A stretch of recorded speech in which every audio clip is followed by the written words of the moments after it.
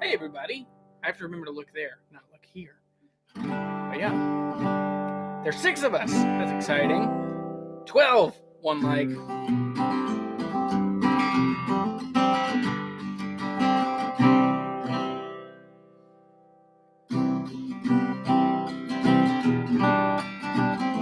Hey, Rob, that's funny. Yeah, you're watching one of the videos. Now, it's this weird full circle where all of a sudden you get to talk to the person making the video. Which one were you watching? And how is the audio? I have a mic here. I was playing with this earlier, trying to get this. This is the first. There's so many moving parts to make this work. But Sebastian, Florida. What's the zipper mouth for?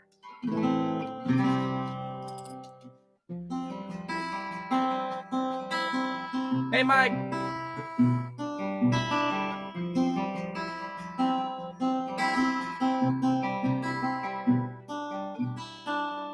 Oh, I wanted to do. Hold on. I wanted to do a dramatic intro.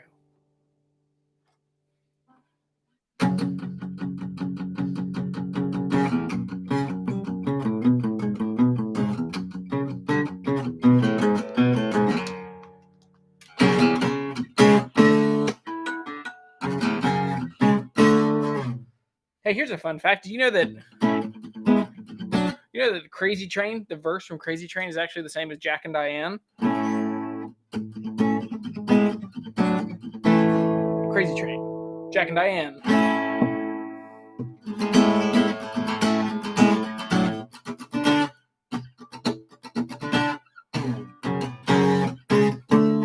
Now you'll never hear those songs the same. That ruined me. I was like 15 or 16, and I learned how to play Crazy Train. And all of a sudden I realized, my guitar teacher pointed out, like, hey, they're actually the same chord progression, which is very strange. But there are lots of songs like that. Anyway, hey, there's a bunch of us here. I'm super excited to be here. This is kind of an idea that's been rolling. I've wanted to do a live weekly kind of longer format Q&A, just talk about life, talk about guitar hunting, share some stories. So that's the plan. So with this, there's not going to be a ton of structure yet. That's my style. But we'll get to where there's some bits and pieces that are predictable and we'll get to have fun with. So anyway, holy cow, tons of stuff in the chat. Chinese M20, love that guitar. Mike Sweeney, the M120. So there's a video, I did a video probably 2 years ago, year and a half ago. I found a good deal on an M120 for a friend, for one of my friend's kids who's like a senior in high school now. And it's a great little guitar. Honestly, there's not a huge difference in like the tone. They feel very different and they look a lot different than the regular ones. But anyway, sheesh, so many things. Okay. Hey Jazz, give us a song while we're waiting. Yes. I was going to do that, but I feel a little scattered. One day I'll get to where I can just like jump in and play a song for everybody. How did those guys make out for the money that we raised? Well, I'm getting distracted. My biggest fear with going live is that I will just, see keys rattling and just my brain will skip like a rock across a creek. And so I want to be able to finish sentences, close thoughts. So I want to give an intro. I'm Jeremy. My channel is Jeremy Sheppard. If you're a new viewer here, I'm super excited that you're here. I'm Jeremy. And so one of the questions I always get is, where are you from? What's your deal? Why do you have this channel? So for me, I grew up in the Shenandoah Valley. And what's funny is I didn't actually grow up around bluegrass or gospel or any of the music that most people associate with this area. I grew up in the punk rock scene and in the metal scene, but I worked at a guitar shop from a pretty young age. And so really early on, like 14 years old, I just fell in love with Martin guitars. And so I love Martins. I love old ones. I worked at a guitar shop that really specialized in cool old guitars. And then I also was really into shreddy, Floyd Rose, metal-y, At the Gates, that kind of early 2000s metal and hardcore and thrashy stuff. But anyway, we moved to New Orleans a while ago. We were in New Orleans for almost 6 years. And during that time, I really started buying a lot more guitars. And I started looking on YouTube for resources to just practical advice and help for people that are trying to buy vintage guitars. And I didn't find it. And I knew that I knew enough to be helpful. And so that's a baseline instinct in me, is that I want to be helpful and I want people to discover really cool things. So the things that I love are guitars. So anyway, so that's who I am, and that's what my channel is about. I teach people how to buy and sell cool old guitars and gear. All right. Hey, my brother's in here. That's awesome. Mike Sweeney, Randy. Okay, we've got some questions. I have some announcements. Do you want announcements now, or do you want them later? There are a couple that are really exciting. So anyway. Also, I made instant coffee today, which is not my jam, but there's this weird nostalgic part of me. So I've been in the Middle East a couple times, and lots of people drink Nescafe or Turkish coffee, which I'm not a fan of Turkish coffee, but Nescafe. So this reminds me of my friends in Lebanon, Jordan, Palestine, the West Bank, Israel. So anyway, I'm a nostalgic guy. So anyway, okay. So we will do some announcements later. So hang around. No, hold on. They're too exciting. I have to tell you guys. Two really cool things. So one, I just launched. I launched the Guitar Hunter Buyer's Guide. I've worked really hard.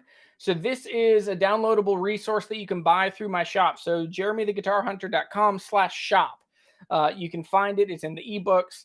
So this is a PDF that I worked, and it's this is a distillation of my basic framework that I use for finding guitars in real life, buying the right guitar, negotiating, deciding market value, discovering market value, and then how to close the deal. So this is kind of my first treatise on just how to become a guitar hunter. And for me, it's a really meaningful life. There's something amazing that happens when you get the right guitar in your lap. And now I am hooked on the hard drug that is seeing people around the world find the right guitars for them. It is so fun. Like almost every day, I'm getting people sending me pictures of guitars that they bought based on videos and conversations and messages that they've had with me, that they find the right guitar and they're so excited and their fingers are sore from playing it so much. So anyway, go to the store if you want to check that out. That's jeremytheguitarhunter.com/shop.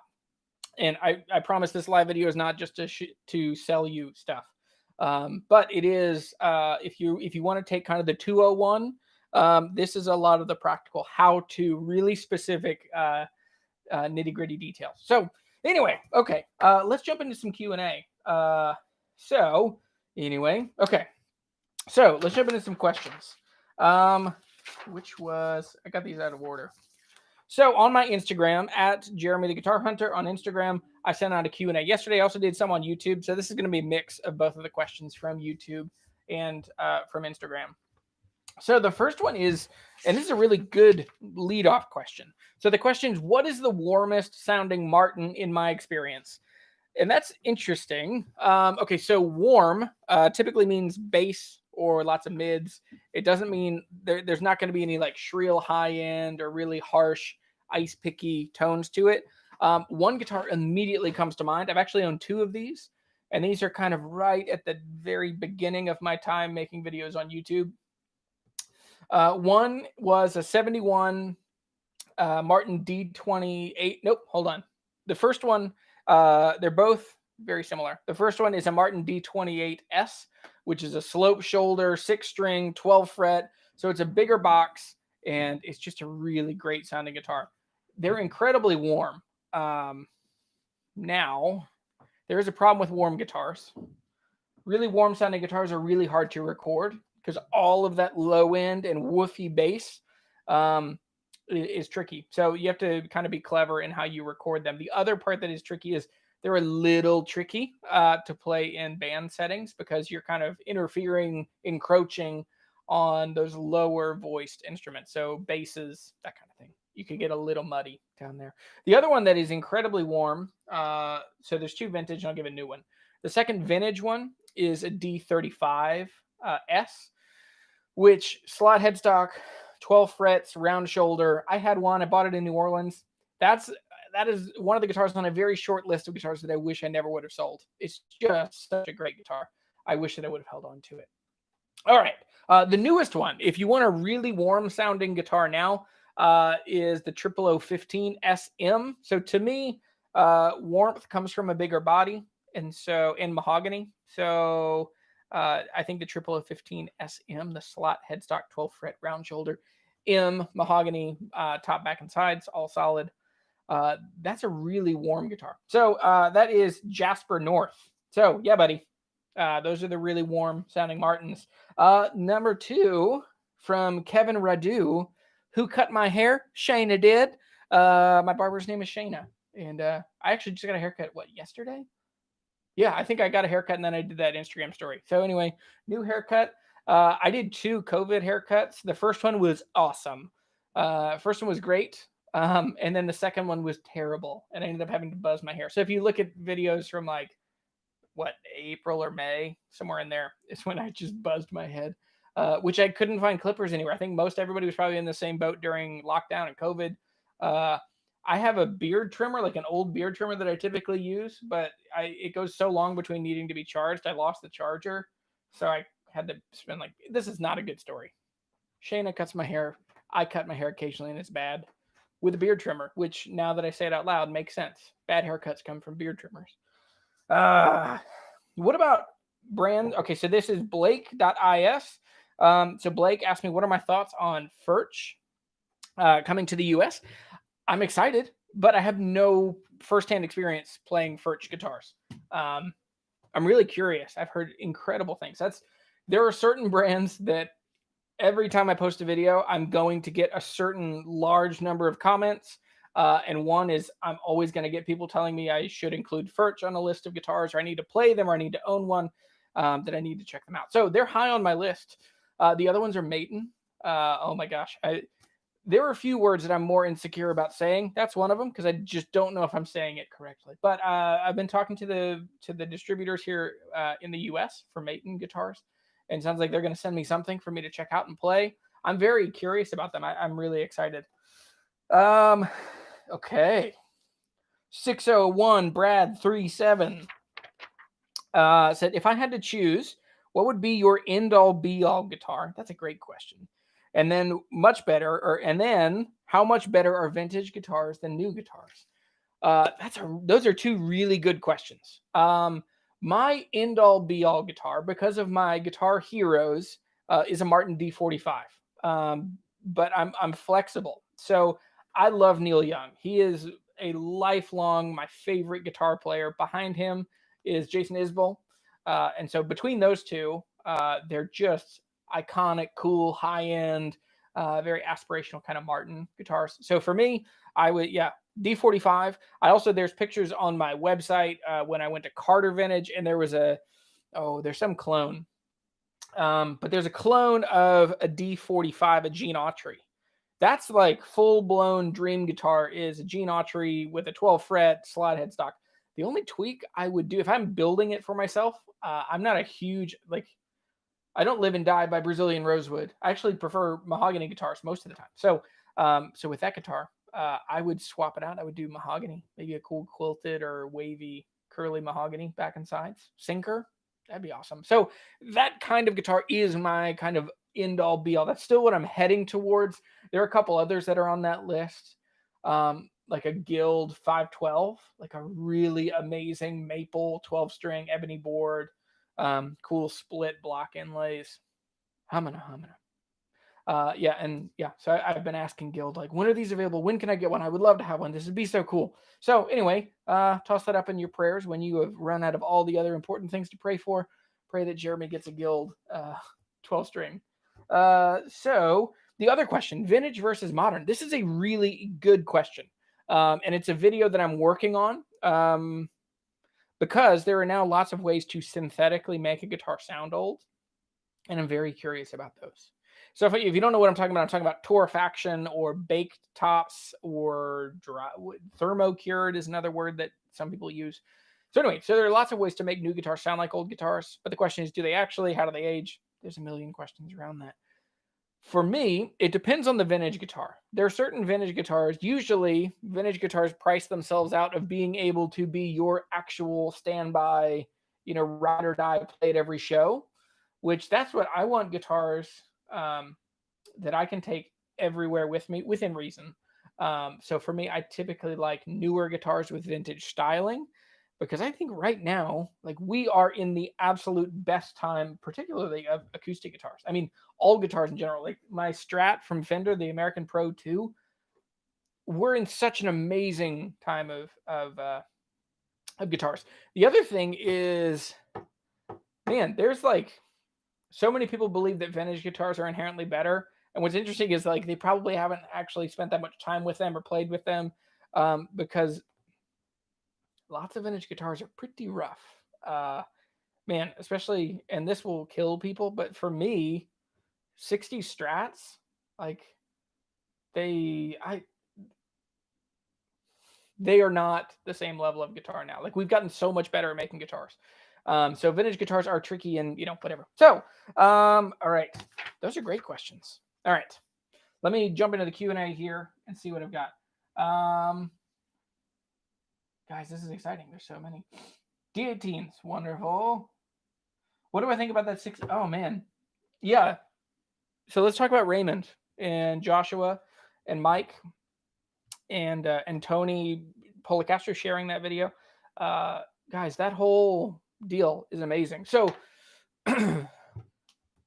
in July, I was able to buy that D28 from Raymond and Joshua, and I really didn't want them to sell it, but they were hot on it. They were going to sell it to somebody. One of the details that kind of got missed is that the best deal they'd gotten other than me locally was $2,500. So when I came in at $3,750, yeah, like, I was pretty far off of their $4,500. And yes, I'm probably far off of what it actually was worth in the market. But when we're talking like hyper local, what it was worth here. Anyway, so I paid $3,750 for it. And within a couple days, Mike reached out. And I knew who Mike was generally, just from being on the unofficial Martin Guitar Forum. I'd seen him around. So we worked out a good deal. And basically, he paid me pretty close to market on it, because he knows that this is my job and my life, and this is how I take care of my family. So yeah, I have a wife and 3 little kids. So and this is the way that we take care of our family. So anyway, so Mike was just an amazing godsend from the beginning, and the plan evolved. Like, at first, it was Mike just saying, "I'll keep the guitar, and if Joshua ever wants it, he could buy it back." And then, he asked me if I'd want to pay back that difference at some point. And then the idea continued to snowball. He's like, "Well, how about we find a time to get together and he can play it and see that it's, okay." And then it just kept snowballing to where eventually he said, "Hey, let's just get together, hang out with them, hear them play music. And then from there, they can keep it until Raymond can't play anymore." And that's kind of where we were at the video. And now, since then, it's everyone involved is just so moved by the generosity and the friendship that's happened through this. I mean, we sat there and played guitar for 3.5 hours, and just caught up and talked about life. And there's a lot that didn't make it into the video, but what did was really wonderful. And so, as we were leaving is when Raymond told them, and it didn't quite get shown in the video, but Mike said, like, "Hey, this is your guitar. It belongs here. It's not coming back to me in Connecticut." So he did run a he does have a GoFundMe page. I think it's up to like $950 or $1,000. And ideally, what we want to do is we want to find similar situations, which that will be tricky, because most of the time when a guitar is for sale in a family, they're selling it because no one plays it or it's worth a bunch of money or whatever. So if we can find another situation where it's a player who doesn't actually want to sell it and wants to hang on to it, we'll do that. So we're going to keep kind of looking for those. So that's the plan. All right, let me jump back in here. Lots of questions. I'll get to what I can.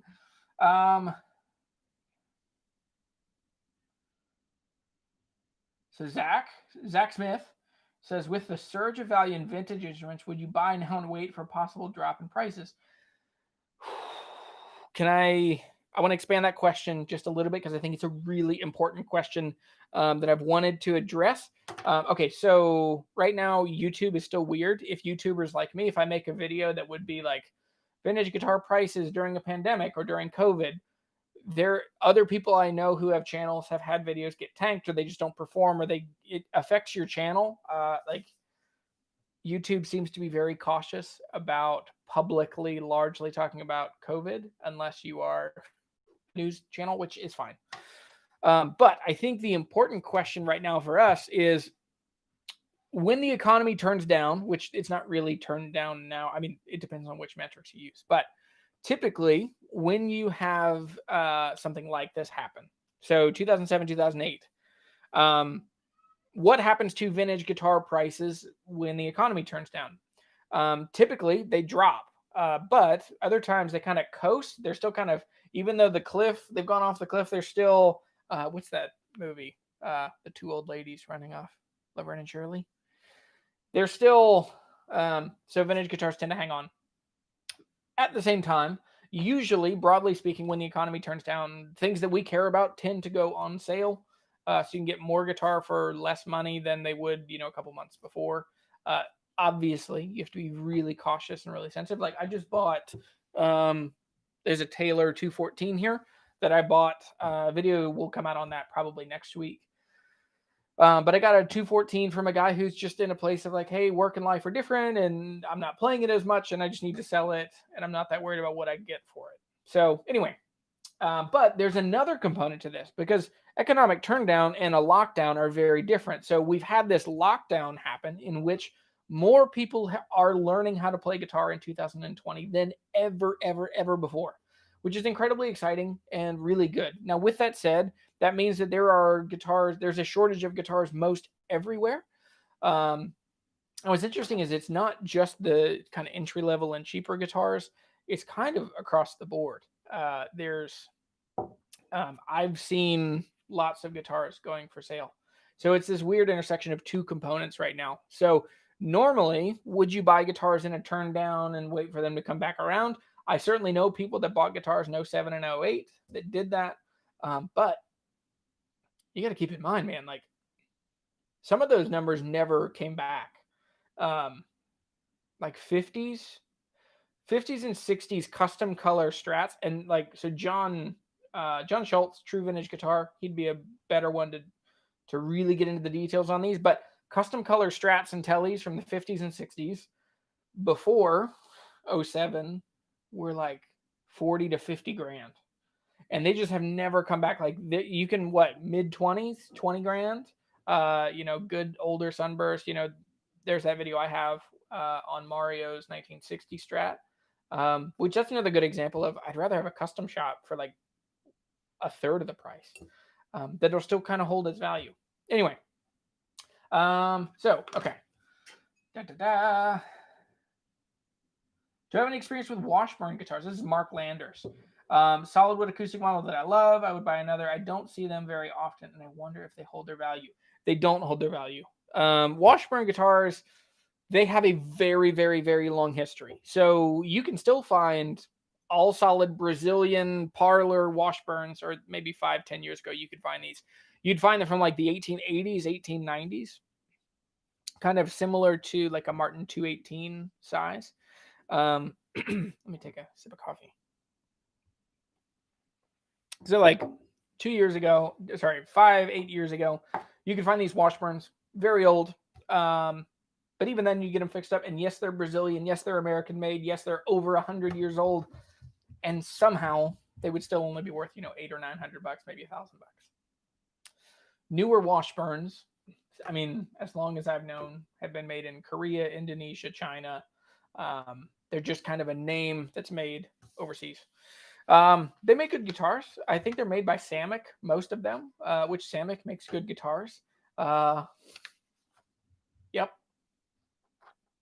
There's a reason for my weird pause. I can't explain. But, so Samick, good guitars. All right, I'm going to keep walking down here. What's my favorite acoustic pickup system? Somebody knows me really well. LR Bags. LR Bags, the Element. So I have an Element VTC in this Guild. In my Husson Dalton over here, I have a Lyric. What else do I have?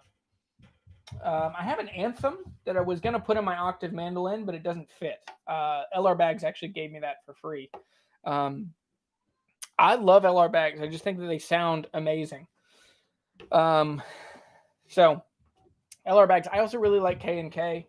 The only one I really just don't want ever is Fishman. Sorry. They're just not my thing. But there's no real. I think I like LR bags way more than I dislike any of the others. Jason Isbell is amazing. John P. 70 plus people watching and only 8 likes. Yeah, what's happening? We're at 22 likes. That's great. This is the first one. Thelma and Louise. That's who it was. Got it. Smelling burned toast there for a minute. What platforms am I using for guitar to sell guitars these days? I am reluctantly using Reverb when I can't sell stuff locally or fairly locally. Even with like I don't have a ton of people that are paying attention to what I'm doing in the guitar world, but I have enough. But I had a chunk of stuff, so I've tried to use G-Bass, and I love the dudes from G-Bass. They have a great tool. Unfortunately, their tool is way more aimed for traditional guitar shops.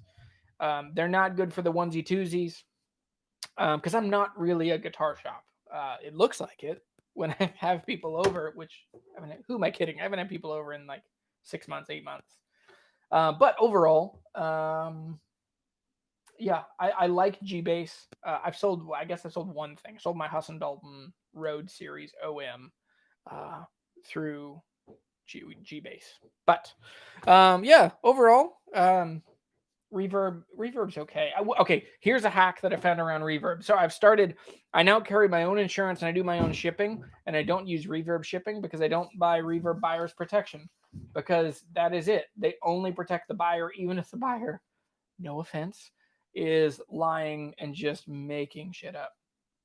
So yeah, I've had a rough go with buyer's protection not backing me up. So I now insure stuff on my own. I ship it on my own. I save a bunch of money. The other thing is over $1,500 Reverb makes you buy. If you're buying shipping through them, they make you buy buyer's protection. So anyway, okay. Yeah, a lot of babies are going to be born next year. That's true. Not a lot of first family babies will be born. For those of you who have had the birth control that is hanging out with kids all day, every day, forever, with no end in sight. Yeah, probably not as many babies. Actually, we know a handful of people that are having more babies. But yeah, overall, this year's been really fun. No, hang on. Sometimes I hear myself be just ridiculously optimistic, and I have to like come back and dial it in. Certain aspects of this year have been really surprisingly beneficial to our family, like us just being around, and me getting to spend so much time with my kids and playing. Okay. Johan, I like this question. Hey Jeremy, do your kids think it's cool that you're a YouTuber? They do, kind of. Yes, for the most part, they think it's cool. I don't think because I'm also a photographer, and I've taken a gajillion pictures of my kids, and now my kids, like when I tell them to smile, it's just good. So, but there is some really cool stuff. Like the other day, I had one of my kids down here, and he sat on the stool and like like started making, like I could tell he knew that this is where I sit and I talk to a camera and the lights are on. So my kids, for the most part, think it's cool that I play guitar. But yes, less babies, more puppies. I love puppies. Man, we used to have 2 big fat old English bulldogs, and one of them was awful, and we found a new home for her, and the other one was wonderful. But when we needed to move, we found a new home for her. But yeah. Marketplace. Okay, so other websites. So Facebook Marketplace is really good. I like it a lot. Craigslist. Oh, so if you're new, if you just came into the chat, today is the first day that I launched my new buyer's guide. So if you're trying to buy a guitar, if you have questions, a lot of the questions I get asked most often: how do you decide market value? How to negotiate? Where do you look? All those things. I just launched a buyer's guide. So in the shop, jeremytheguitarhunter.com/shop. There is a link. I'll put it in the chat. Nope, that's not it. Okay, I'll do it eventually. But yeah, go to the shop. So that'll cover. There's a whole section where I talk about Facebook Marketplace and how I think it's advantageous. Craigslist is still good for the most part, but with Craigslist, you're going to deal with the worst kinds of guitar players. I've owned 600 guitars since 1984, and Eddie Van Halen's nephew said that I was the best guitar player he's ever seen, and that's why my ESP is going to be $4,000. So, anyway, I've been hurt. I've been hurt by people.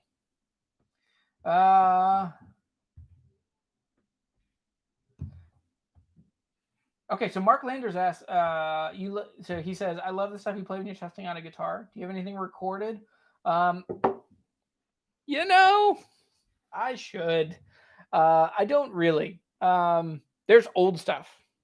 Old stuff from when I was in a metal band, but it's like VHS camcorder old, like 2005, 2006. I'm working on it. That's one of my goals for this year. And I set a goal earlier this year that I wanted to record an EP and get it out. And then the world just never quite opened up enough to where, yeah. So I'm playing music out, but I'm working on that. So, okay. I'm almost caught up with these questions. Less babies, more puppies. We already talked about that. What's the weirdest tuning you use? I don't do super weird tunings.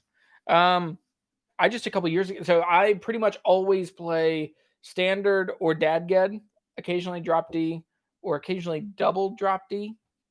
But I just recently, well, not recently, a couple years ago, it clicked. Like years of like just memorizing shapes in dadgad. A couple years ago, it finally clicked to where I can think in dadgad the way I think in standard tuning. I don't do any strange tunings.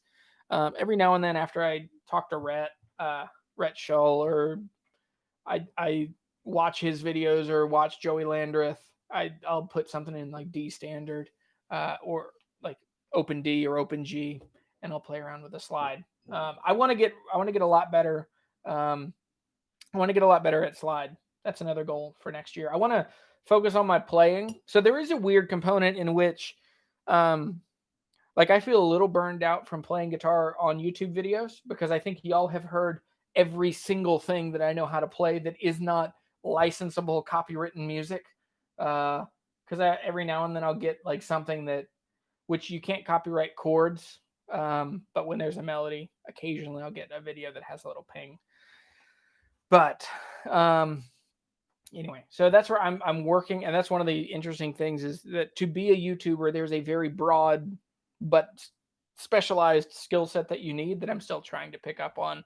Only one component of which is actually being a guitar player. There's the ability to talk to a camera, an ability to be a subject matter expert, the ability to, lights and video and recording and sound and audio and distribution, and then marketing yourself and knowing what words to use to talk about yourself and your customer and what problem you fix in the world. So anyway, there's a lot to that. Okay. What is this? What was my second announcement? Oh, my brother. Thanks, Jonathan. Guys, like I said, my concern is that I'm going to be scattered and just ramble for an hour. But the first announcement is the buyer's guide. The second announcement is that I'm doing a custom roast coffee with my friends at Broad Porch Coffee.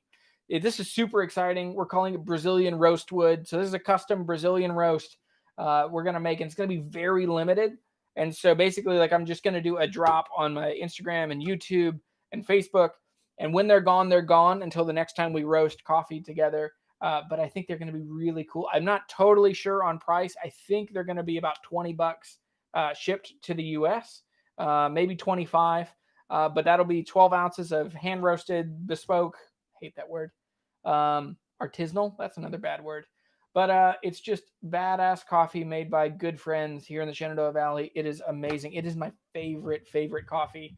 And it's just a regular part of my rhythm and routine as a guitar player. And I think that's the important part of those ancillary things Like, remember, the experience matters. Like, we could all buy like Boss Katana headphones, and we could all get just a generic Strat and get every tone we'd want.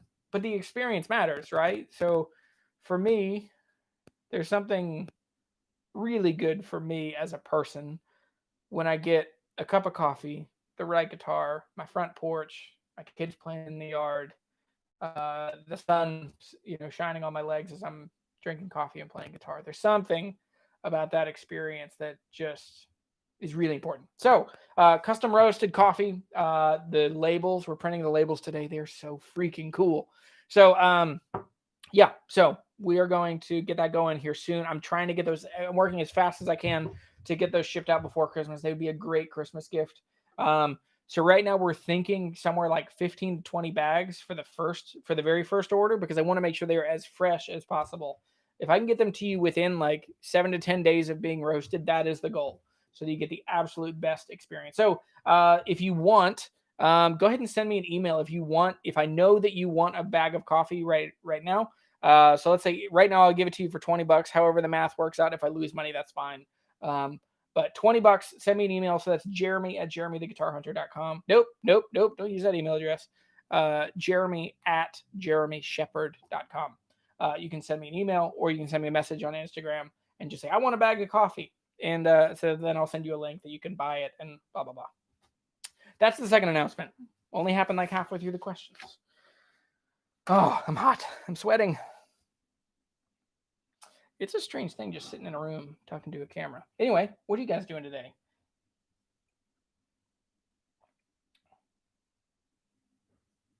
Is it me with the puns? Someone else with the puns?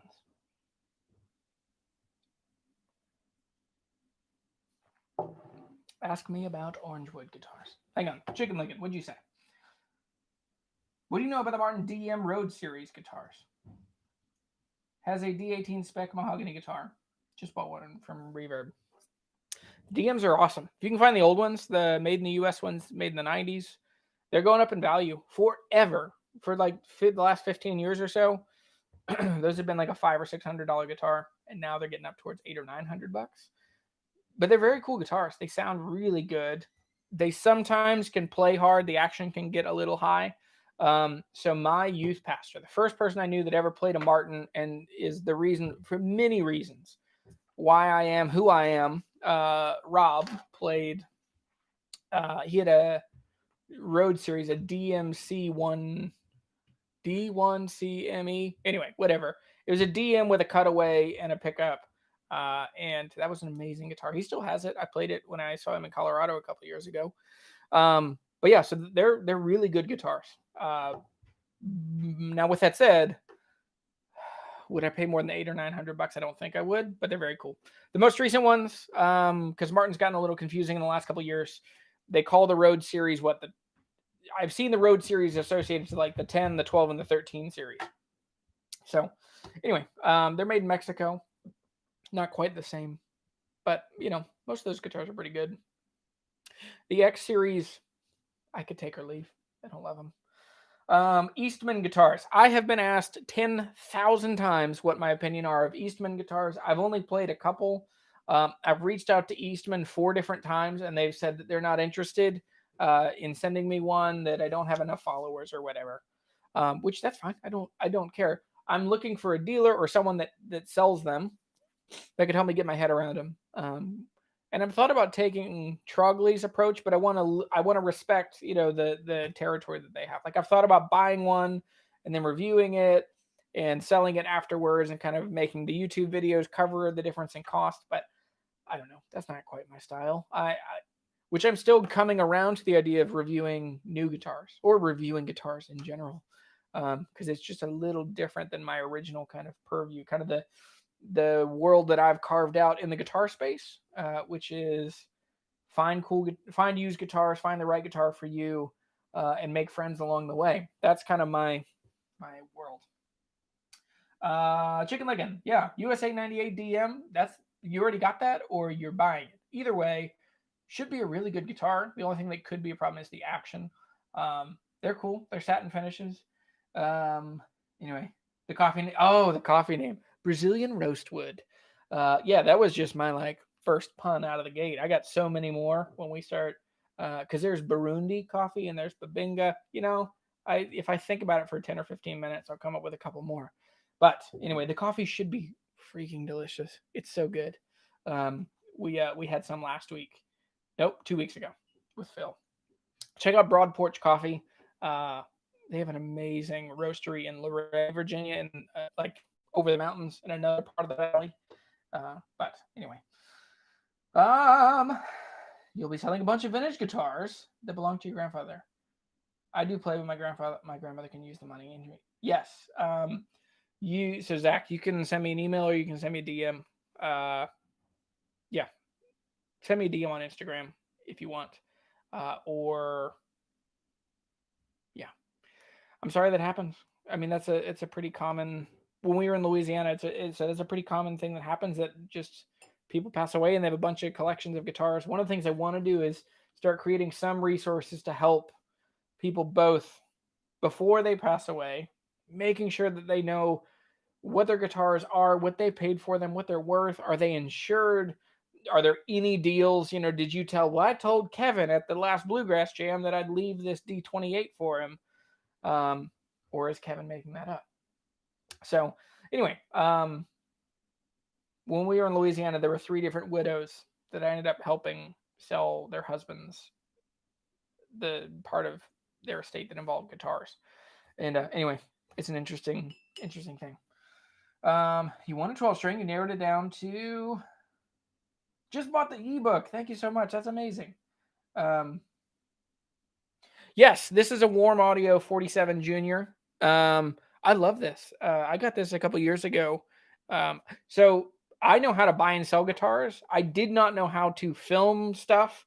I did not know how to light stuff or take photos of stuff or record audio until a couple years ago. So this has all been just a journey of every week and every video. I want to be better and more compelling in them. You know, I've gotten really dorky. One of the questions I got asked earlier that I think would be cool and helpful is, so there were 3 questions that came in from other sources and emails and people just saying like, hey, this might be a good question for you to answer on the Q&A. So one of them is, what are my hobbies outside of guitars? And yeah, so I am deeply a specialist. Like when I get into something, I have to be really careful because I will want to know everything about it and go deep. And then I'll like read a book about it. And then I'll find that guy's phone number and then I'll call him and ask him about how he wrote this book and what he knows about things. So my other hobbies are bread making. I really like making bread. Not even just like COVID lockdown. For the last couple of years, I've been really into bread. Actually, some of my first YouTube videos in like 2016, 2017 were me making bread. They're hidden now and private.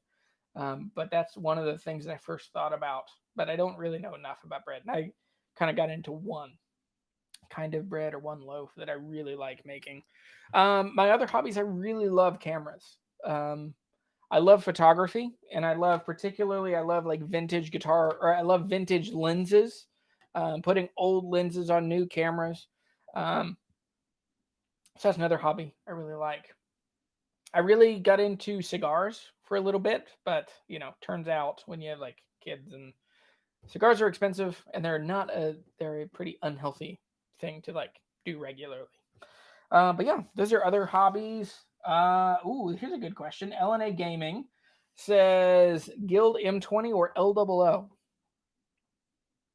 That's a really good question. It depends on the LOO. The Gibsons are hit or miss. The Guild is so specifically itself. Like it does not sound like an LOO. It doesn't sound like a 0017 or a 0015. It's very specifically itself. But I like it a lot. With that said, I think if it was just me, is this cheating? I would take a Husson Dalton Crossroads. I'd take a Crossroads 12 in a freaking heartbeat. So Kimberly from Husson Dalton, she called me a couple months ago. I made 2 videos with this guitar. It was the Husson Dalton Crossroads 12. So one was just a demo. Then the second one was how to play guitar at a party without being a douche. I don't think that was in the title, but that's what I insinuated.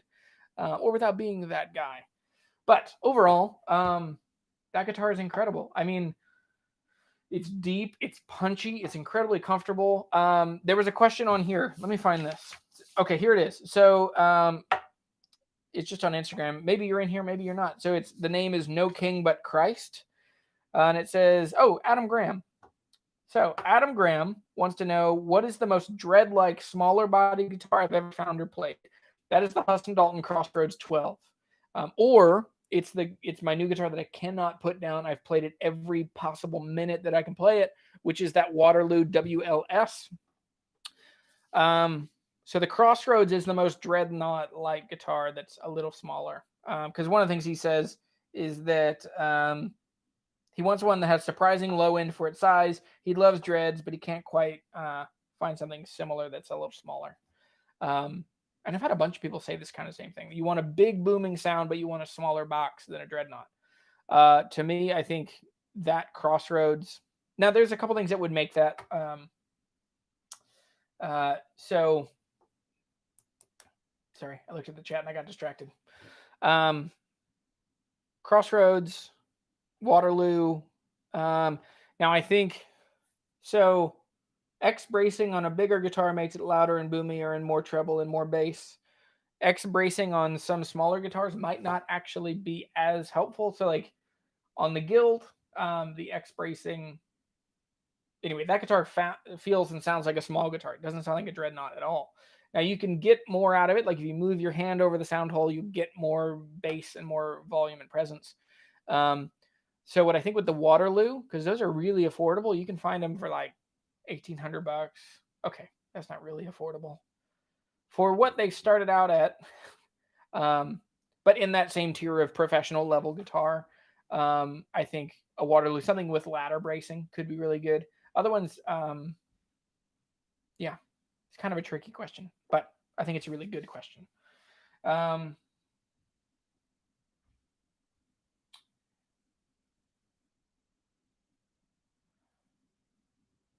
Rashad, hey buddy. So Deborah Smith says, have I ever thought about helping people find guitars kind of like Trugley does?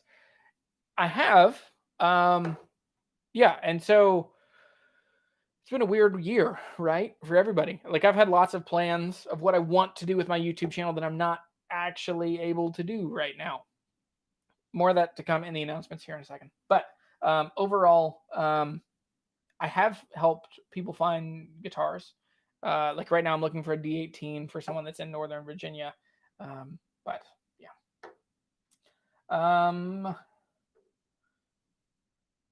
Mike Sweeney, the Waterloo WL14 XTR. I don't know what the T bar, probably Rosewood I don't know what the R stands for. But the X brace, I mean, I've played those before and I think they're great. What's interesting is like that Waterloo with the ladder bracing, I never would have picked up if I just used my brain. Like I got it thinking like, oh, I'll just flip this. It's going to sound like a dumb jazz guitar that I don't like, or a blues guitar. I have never liked a ladder braced guitar until that one. And that one I like cannot put down. Everything about that guitar is great. So one of the questions here was, how do I decide when to sell a guitar or when to keep a guitar? Yeah, Joshua Henderson. How do you personally decide to sell or keep a guitar? You seemed like you really like the J45 and the others, the reimagined D18, but you decided to sell those. It's true. Okay, so there's two ways to answer this question. One is, what money did I use to buy those guitars? And then the other one is, well, yeah. And then the other one is like, is it a personal guitar or is it a flip guitar? So the first way to answer that question is, so the way that we live our world is that we have our own kind of finances, and then this is a business, and there's a chunk of money that we use to buy and sell in the business. And so with that said, there are some guitars that I buy, like right now, that Waterloo, the money in that Waterloo is not personal money, it's business money. And so I have to find out how to sell and flip other stuff that I own, that I personally own, to make up for that. So how do I decide to sell things or keep things? So the J45, I sold because I'm making room for a guitar that is coming, but I think because of COVID, it's just going to be a long time before I get this next guitar. So the next guitar I'm going to be getting to fill that place is a Huston Dalton DS Crossroads. custom. So the guitar that we have planned is that it's going to be a red spruce torified top, sinker mahogany back and sides, and we might be doing split parallelograms like a Southern Jumbo. So because I'm starting to do some work, so I still do freelance work as a marketer, and so I'm working with them. So don't want to say too much, but that's the plan, is that I would work with them and help create, a marketing system, and then part of that deal would be buying a guitar from them. So that's the plan. I really like that J45 at the time. So remember, at that time, it was up against that or the Haas and Dalton. And so the thing was, I owned the J45, like that was my money, personal guitar money. And then the Haas and Dalton was investment money. So I had to make room. So for me, I looked at it like, this is a great guitar. It's nostalgic and it feels connected to my hometown. And it's just really unique and really specific. And that's my style. I will always defer to cool, unique, small builder.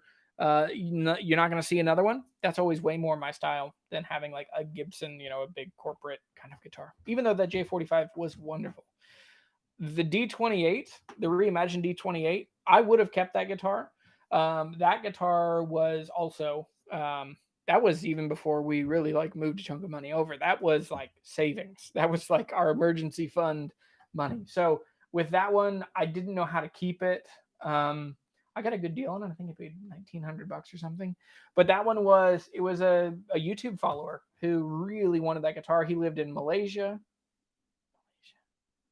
Philippines, lived in Southeast Asia, and he wasn't able to get one, and he had a friend. It was like this whole crazy, like if I could ship it to somewhere, I forget how this worked out. I shipped it to California to a friend who was flying back to him. So I was able to ship it and get it to him, and he, so with that one, it's the relationship kind of took precedent, where it was like, hey, I can get my money back out. I can make a little bit of money. I can get it to him. It's this guy who wouldn't have a chance to buy that kind of guitar. So I hope that answers it. I mean, by and large, for me, when I decide to keep things, like I have a very I keep a very basic level of personal guitars, and I'm going to make a video on this of like, what do I consider mine? And then what is stuff that's coming and going? Because there's also some people get frustrated with me, and they let me know. Especially when I buy things and sell things and they see when they see me make money or whatever. But anyway, there's some things that I plan on that I want to keep, but I probably should sell. Like I probably should sell. So this guild is investment money, and it's been there for 6 months or 8 months. I'm not sure what to do with that one. So I'm on the bubble on the guild. Might sell it. And then the other one is this guild 5E3 clone that I have back here. I think it's a super, super cool amp. I'm going to try and keep that one. I just have to find a way to, I think either way, it's an amazingly cool old amp that I will never find another one of. It's totally unique. There is not another one in the world. And I got it for $725. And it has an Alnico speaker. Blue? Yeah, it's an Alnico. Anyway, it just has a Weber Blue Dog. It's just a super cool amp, and I won't find another one. So that's one where I'm like, okay, I can find others of everything else. But anyway. All right, that was a long answer. So many questions. Okay, so that's how do I decide what to sell?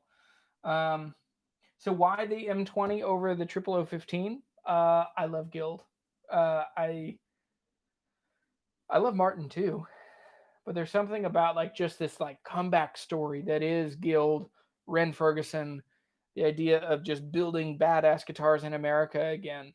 I'm totally hooked. And so there are other guilds that I probably would rather have if I get to like pick and work with them. And so, yeah, so I think one of their D50s or the D55 or the F50, well, maybe the F512, there are certain guilds. So I just think Guild is super cool guitar. I've owned a bunch of the 000 and 0015 M's. They're wonderful guitars. They've gotten pretty pricey too. Ebony versus Avancal, I don't really have too much of an opinion. I had a Taylor 12 string a couple years ago with Avancal back and sides. It sounds great. for tone wood. Chuck has his eye on a Taylor 912 at Alamo Music. They only made 10. That's kind of Taylor's shtick, though. Like, be careful because everything is a limited edition. And I think it's because they're really ethical and specific in how they choose tone woods, but they call them limited editions. Anyway, there's some marketing there for only using certain ones. But it has an Engelmann spruce top. That's great. Does the LTD help the value of it in 10 years? It depends. One of the biggest, like, I rarely make 100% profit, or like double my money. But a couple of years ago, this is a long time ago, 10 years ago probably, I bought a Taylor 355 LTD with African Blackwood back and sides, and I took it to Sam Ash of all places, or I put it on Craigslist, and then somebody from Sam Ash in Richmond, Virginia, messaged me and said, "Hey, could you bring the guitar today? We'll make you a good cash offer." I was asking $1,500. Yeah, I forgot about it. I didn't even double my money. I'm not good at math, but I had $700 in this guitar. I had it listed for $1,500, which I thought was fair. I took it to Sam Ash, and the purchaser at Sam Ash said, Mr. Sam actually wants this guitar for his personal collection. They only made a 310, a 312, 314, and a 355. They only made 4 of these guitars with African Blackwoods back and sides in 2010 or whatever year this was. And he would like to buy this one. He'll pay you $3,000 cash today for it, but he won't pay any more. It's like, deal. Give me some money. And so he gave me money, and so that's how I turned $700 into $3,000, which I wish I spent that money on something exciting, but I just paid for a semester of college basically with it. Anyway, okay. I like your channel, but I'm more of a Martin collector who doesn't sell them once I bought them. Yeah, Eric, that's fine. I'm in the minority. I know that, and that's why I've shifted my channel. So my channel used to be really focused on teaching people how to buy and sell, but there's a lot of animosity towards flippers, which I don't consider myself a flipper, but I also at the same time don't see a particular issue with that.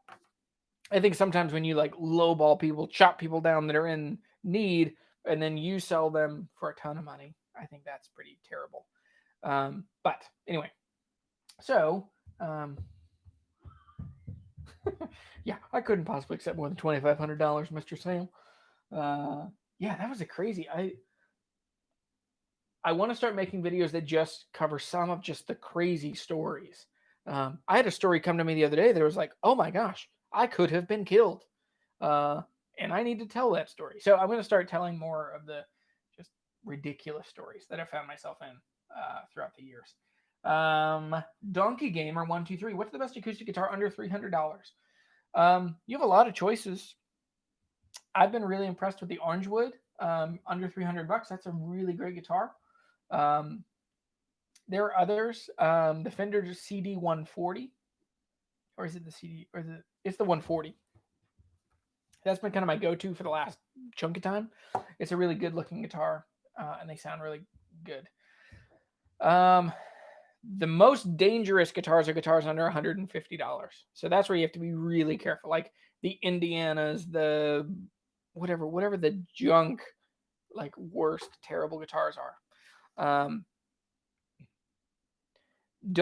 When you're buying a new, like an under $300 guitar, and this is going to sound totally counterintuitive, do not put the sound of the guitar at the very most important deciding factor on what guitar you should buy.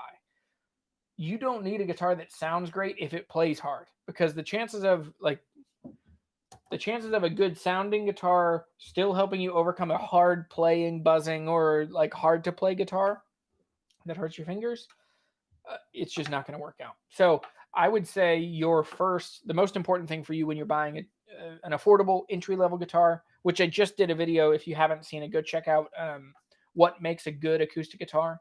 I think your best bet is to find a guitar that plays really well and has good intonation. If possible, under $300, you can get a solid top, so it'll a guitar that will sound better with you and it'll grow with you a bit more. So within that, the Fender CD 140, I I wouldn't buy an Epiphone. That's just me and my preference. I don't think they're that great in that price range. I'd look at the Orangewood. I'd look at some of the Eastmans, Morgan Monroe, some of those. I would avoid Rogue. I would avoid Washburn. Sorry. I would avoid. So Orange and Cort apparently are made. You don't see very many Corts in the U.S. C-O-R-T, but apparently they're made by Orangewood. Orangewood is made by. Sorry, my brain is fried. Orangewood is made by Cort. Is the story. That's what Mike Adams with Pusheen. I had to ask Mike, if you follow him on Instagram, I had to ask him, like, what the heck does, like, what, I've never said it out loud. I don't know what it means. He's like, oh, it's the sound of a sword coming out of a scabbard. Like, that makes sense. Pushing. Okay. Okay.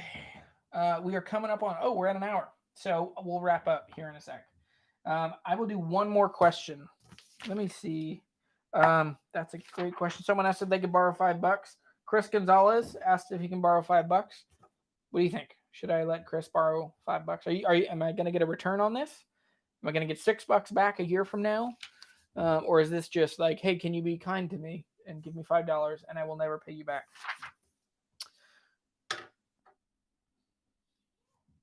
Facetious Brosius, never said it out loud, asked what my hat was yesterday. It was just a beanie from the Gap.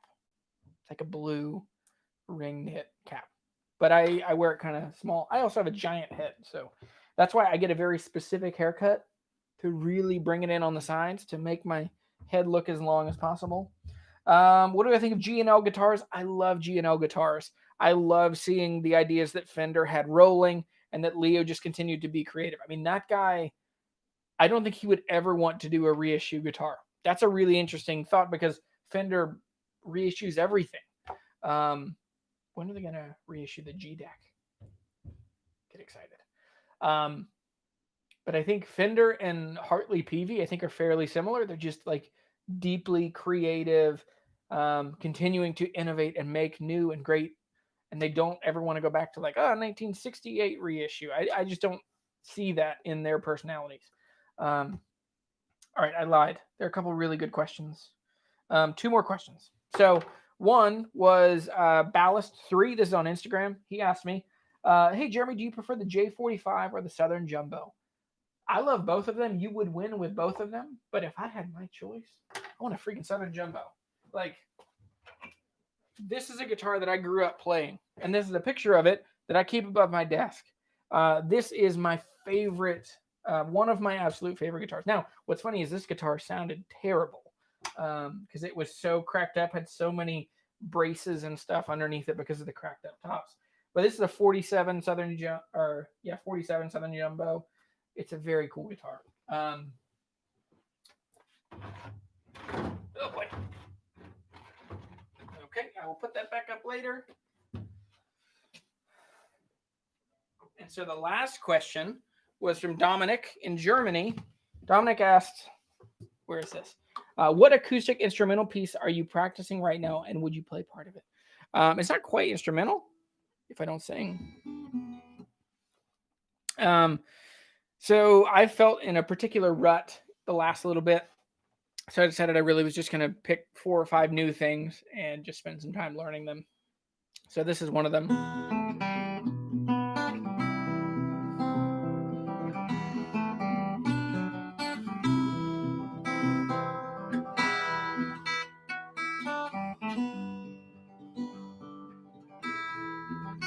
That's really fast. Let me slow down.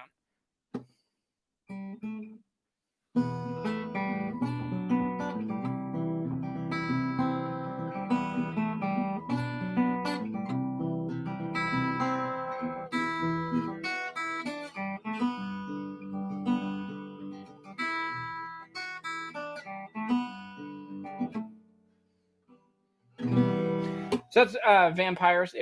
If We Were Vampires by Jason Isbell. It's a really fun and very beautiful melody. So I like that a lot. I've been pushing myself, challenging myself, and really trying to push and press and learn more.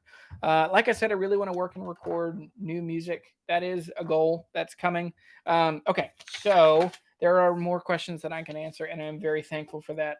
I hope that this has been helpful to you this whole time. So the plan is I want to find, it'll probably be Friday afternoons. It'll be just a regular hangout Q&A. Ask me questions, and I'll just be here. So, okay. Remember the 2 announcements. One, the buyer's guide, which if you've bought it, that's incredible. I'm so thankful for that. Yeah, that's wonderful to me. The other one is the Brazilian roastwood from Broad Porch Coffee. So go follow Broad Porch. It's at Broad Porch Coffee on Instagram. They're dear friends, and this is going to be a custom roast. We're going to have, like I said, 10 or 15 bags right away, and then we'll probably do another drop right before Christmas. It'll be $20 to $25.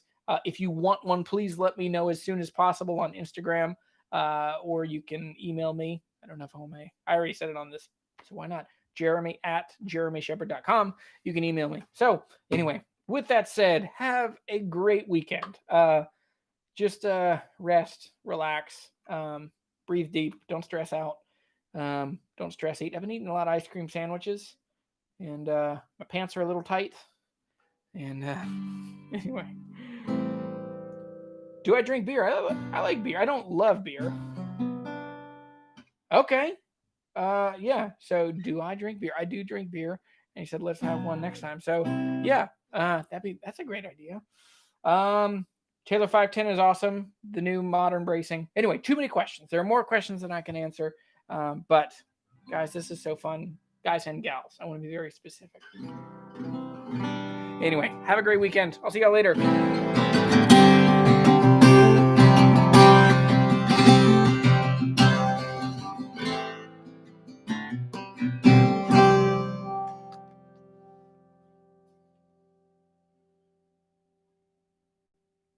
You guys still here? I love bourbon more than beer. All right. See you later.